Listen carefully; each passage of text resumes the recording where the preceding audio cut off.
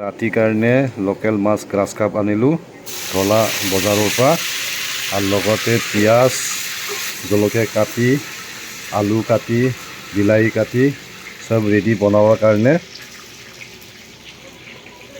Fry কৰি আছোঁ।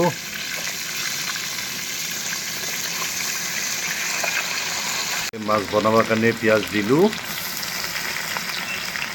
মোৰ মাছ ফ্ৰাই কৰা হৈ গ'ল। এই ফ্ৰাই কৰি ৰাখি থৈ দিছোঁ মাছ। বিলাহী দিলোঁ, বিলাহী ভাজি আছোঁ। লগতে আলু দিলোঁ, আলুবোৰ ভাজি কৰি লওঁ আগতে।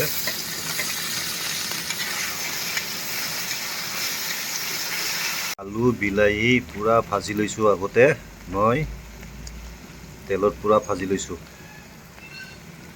মোৰ ভাজা হ'ল, এতিয়া পানী দিছোঁ মই।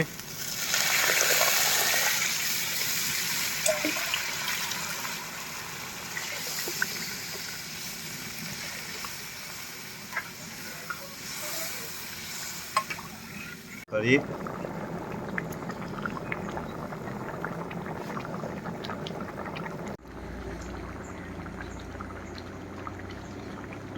Good evening. এতিয়া মই ৰাতিৰ কাৰণে মাছ বনাই আছোঁ।